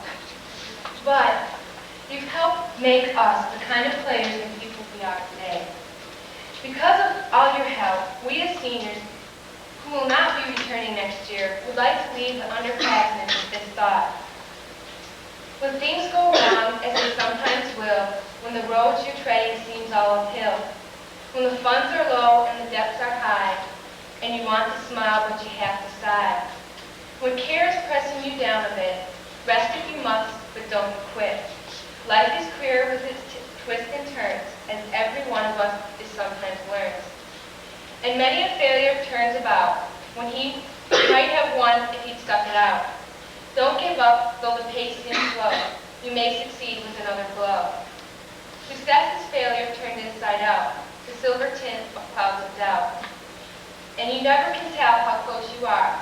It may seem near when it's so far. So stick to the fight with your hardest hit. It's when things seem worse that you must not quit. But last but not least, I as a senior would like to share this thought with Tracy, Lydia, and Chris, who after June 10th will be meeting new challenges. Change is not something we should fear, rather it is something we should welcome. For without change, nothing in this world would ever grow or blossom, and no one in this world would ever move forward to become the person they want to be.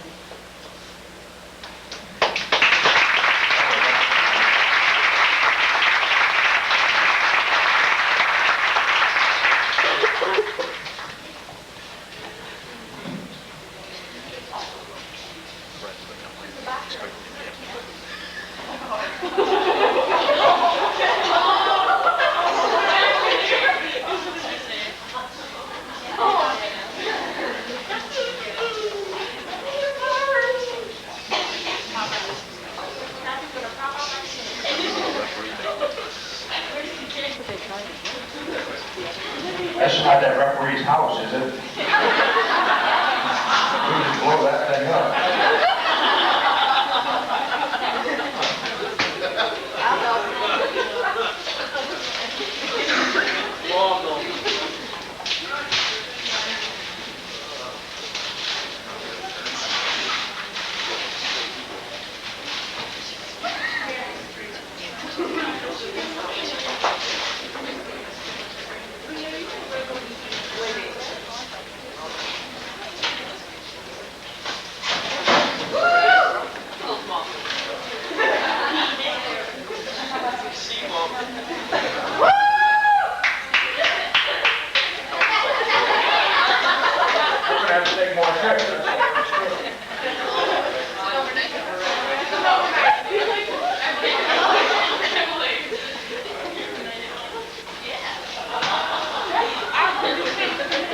They either want me to take more trips or they want me to leave.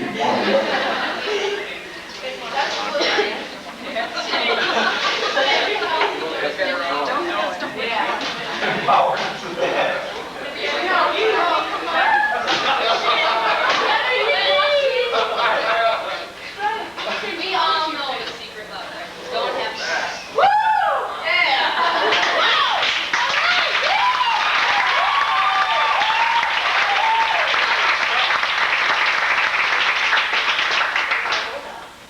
I might not dress in style, but I'll travel in style. Okay, let's, There's an envelope. what he's got himself the Decade of Champions book. Outstanding.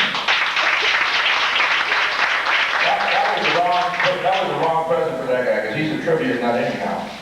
Next thing I know, it'll be saying, now, who was the All-State team in 1932?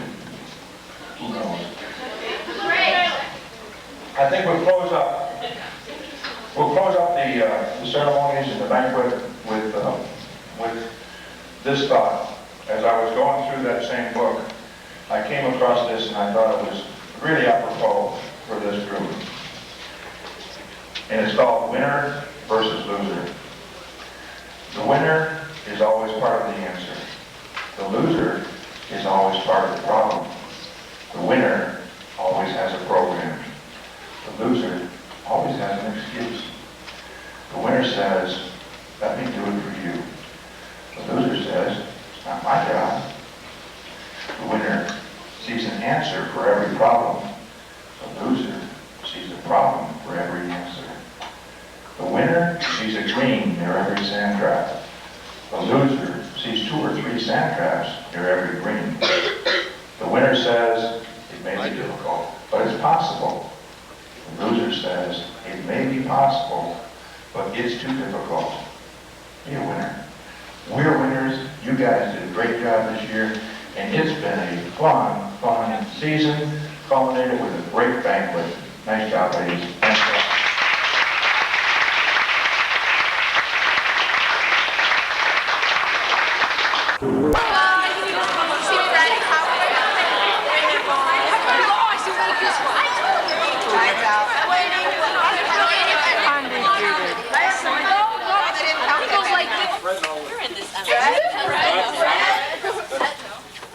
Well, I guess I finally made it in life. They call me Fred. That's great. Sure, we'll go this way. Shelley Sacco.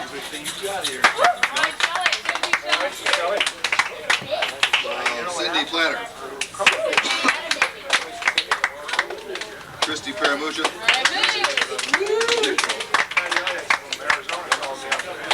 Michelle Gotts. Allison Flake. Kelly. Mark Bull.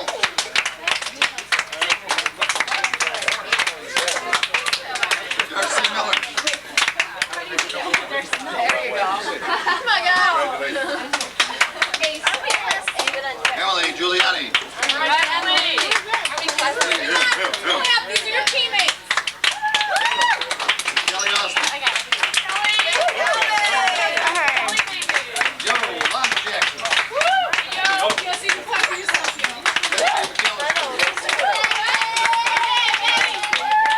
Sarah Rudy. I got 2 girls that aren't here. Amanda Tubal and Chris Griffin. Team punch, nice. Yeah.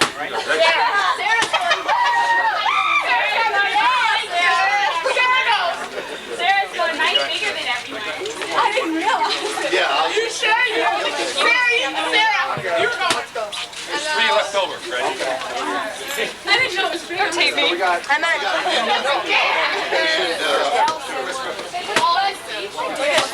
Both of us. God, no!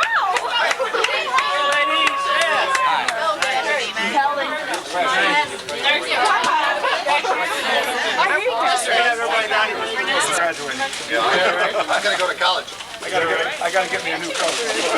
Gonna graduate. Well, the girls have been a pleasure. They conducted Thank you. Great league too. Thank you. Very enjoyable. Let me say what I'm gonna say. Ladies, very simply, an outstanding effort all year. You came to play every game, and this is the jumping off point to June, July, August, September, and the Final Four. And I'll tell you what, you put forth the effort. From all the teams I've seen, you put forth the effort to continue to grow in the skills that you need to grow in. You're going to be at that Final Four if you play as a team and pass the ball the way you did tonight. If you don't pass the ball, you won't be there. But if you girls want to go to the Final Four next year, it's unselfishness, just like we've shown all year. We've really been moving the ball well. And I've been doing this for 3 years. I'm retiring. Thank you very much. Thank you, I Mr. went on Retiring. undefeated, and now I'm one up on him. Thank you. Thank you. What a way to go. hey. Way to go, Mr. Rudy. Yeah, we're just all shaking. Okay, can I just have a minute with you? I know you guys got a game to go to, but I want to just re-emphasize what Coach Bob just said, and that is that you guys have done a great job this year with your recreation league, and you came in and you got the thing done, and you did it a lot of different ways with a lot of different personnel, with a lot of different combinations out there, and sharing was very, very much a part of what you did.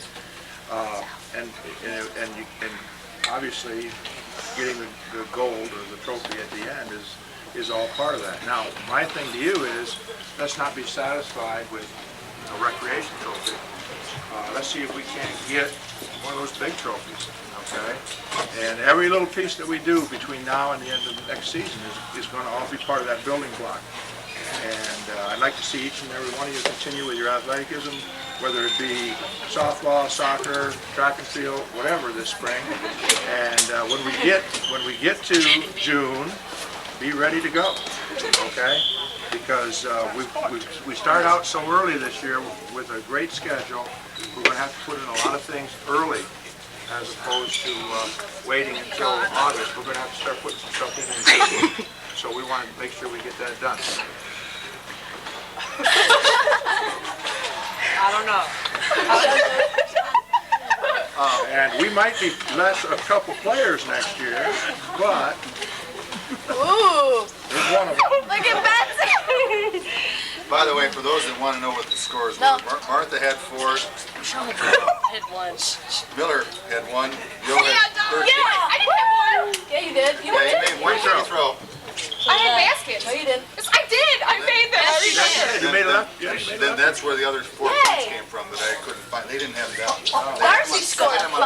Not the other. So that's 5 for Darcy. Joe had 13. Did you get any? I'll take Betsy had 2, Cindy had 6, and Sarah had 16. Nice job. Good job, Sarah. Why did you go, Bill? I had one. Okay, again, I've got these tickets now. I'd sure like to get rid of